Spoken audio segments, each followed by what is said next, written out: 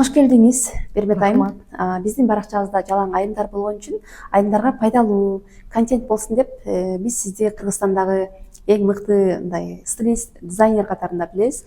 Ошондуктан сизди конокко чакырдык. Анда эмесе айымдар сиздерге дагы пайдалуу болот деген ойдобуз. Эң биринчи суроом, сиздин ушул жумуш менен алектенгениңизге канча болду? Биринчиден саламатсыңарбы барыңыздарга.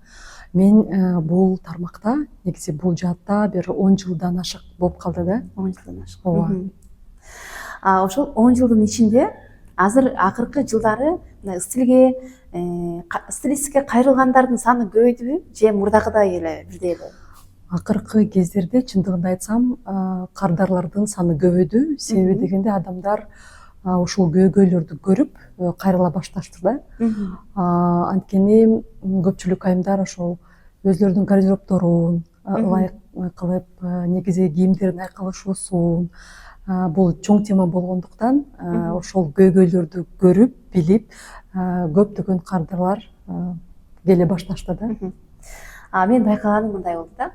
Бул мындай психологиялык нормадагы адам, ал өзү кандай кийим жарашканын, кандай өң жарашканын, кайсы кийим айкалышканын өзү аң сезимдүү түрдө билет деп эсептейм да.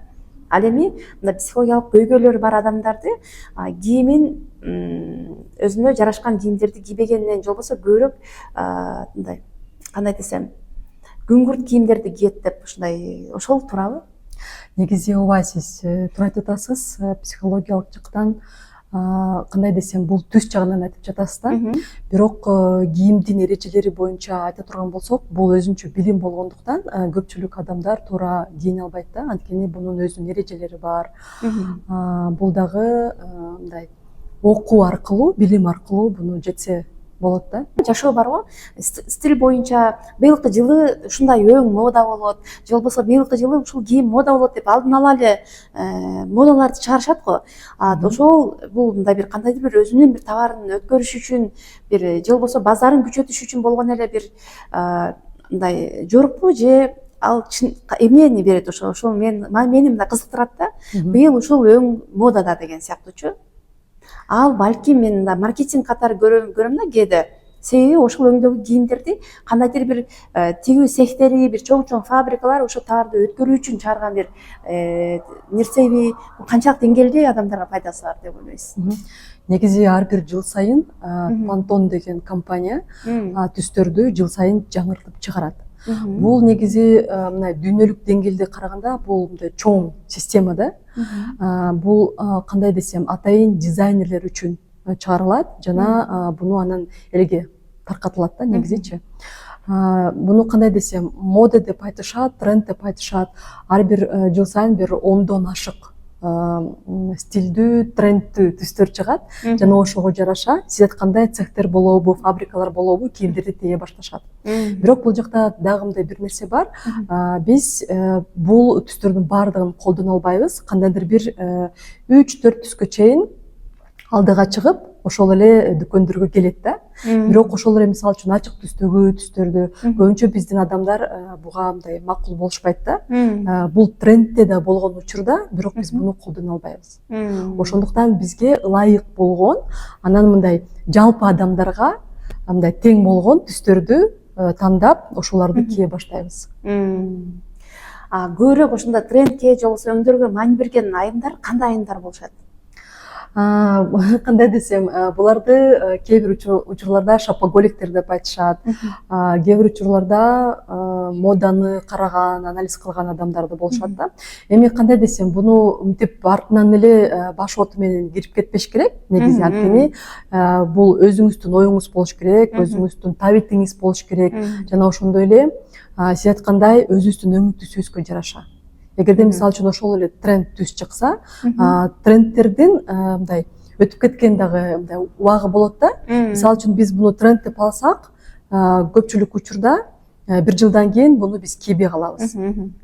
Ошон үчүн биз түстөрдү да тандап жатканда бул бизге ылайык келеби, психологиялык жактан да туура келиш керек да. Сиз башта айттыңыз го, психологиялык жактан кандай болот.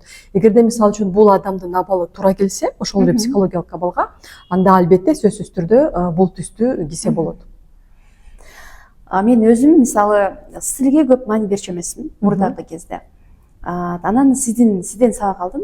Мындан канча жыл болду? 4 жыл болду. Ооба. 4 жыл мурда, 4 жыл 5 жылга баратат болуш керек. Сага калган кезде мен ага чейин мен дагы көбүнчө күрөң өңгө, коричневый өңгө өтө мындай маани берчүмүн да. Сиздин сагыңыздан кийин мен ачык өңдөрдү кийип баштадым. Мисалы сиз сары, мындай кызыл деген өңдөрдү. Анан мээме мисалы аны кабыл алчу эмесмин да. Мен ошондой өңдө кийим кийем деп элестеткен эмесмин.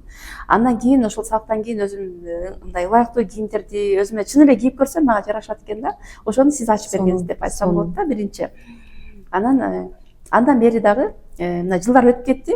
Азыр мен эгерде сиз менен иштейм десем, сиздин эмгек акыңыз канча болот?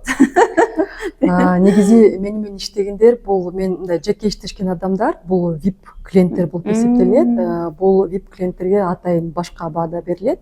Жана мындай бир чыкканда шопинг же бир чыкканда гардероб талдоо деген пакеттер да болот да. Ошого жараша булар бөлүнөт. Эми азыр баасын айтпай эле коеюн. Себеби дегенде ал жакта баалар ар кандай да. Буну мен жеке кардар менен сүйлөшөм да негизи. Жана ооба туура айттыңыз, ошол мен да мындай сизди байкап жүрөм. Чын эле акыркы кездерде өзүңүздүн түсүңүздү кийип калдыңыз да. То есть бул мындай жаратылыш түс деп коет го, природный цвет депчи. Көрөң түс деле сонун. Себеби сиздин өңү жүзүңүз мындай агыш болгон үчүн сизге күрөң түс да жарашат. Ошол түс боюнча бир аз токтоп кетейин.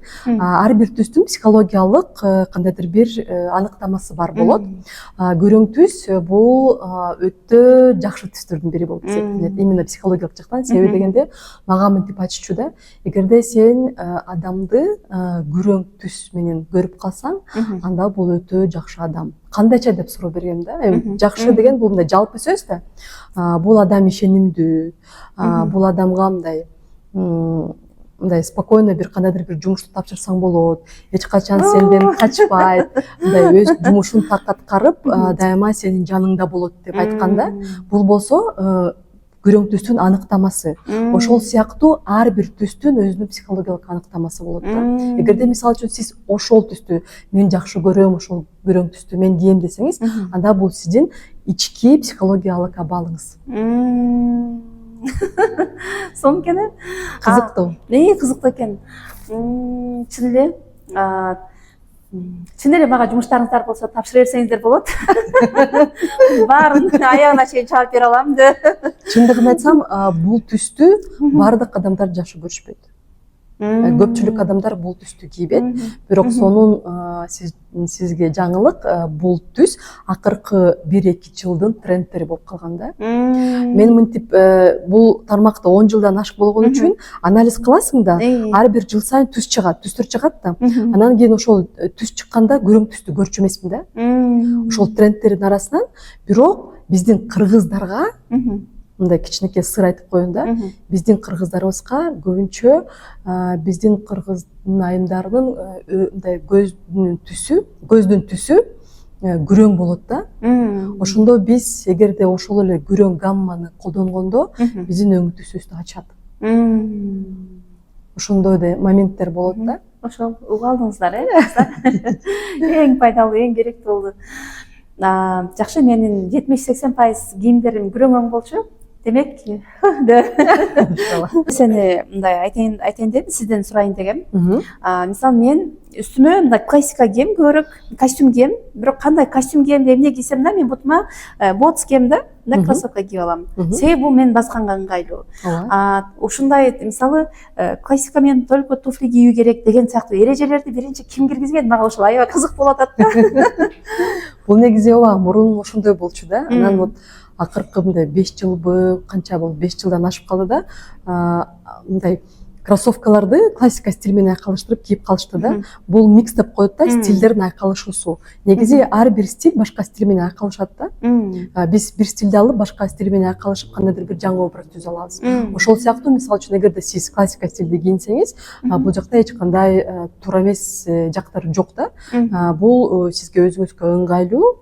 Кроссовканы кийсеңиз, бул заманбап образды түзө аласыз да. Заманбап жашоого жараша негизи туура эле образ болуп эсептелет. Мисалы адамдар только туфли кийиш керек деген сыяктуу эмес, өзүнө ыңгайлуусун кийип кете берем. Кыскасы адамдар мен каалап атам ушундай болот деген сыяктуу каалап калыштыбы, өсүп кетишти го деп. Бул жактан да дагы бир нерсе айткым келет да, кроссовканын негизи альтернативасы бар болот.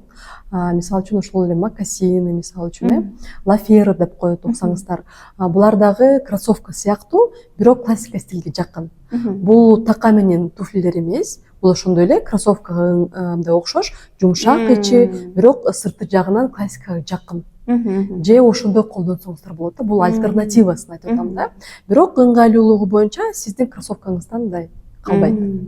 Стиль боюнча бул өтө чоң бир стиль деген, мисалы бир дизайн деген бул аябай ушундай бир чоң билме экен деп эсептеп калдым да. Себеби мындай бир үйдү коздогондо, бир адамдын кийимине айкалыштырганда, бир мисалы мен азыр ушинтип турсам, сиз азыр мага жөн эле кийимди өзгөртүп кое аласыз деп ойлойм да. Бир нерсени кошуп туруп сиз мени мындай бир сонун бир стиль чыгарып кое аласыз го.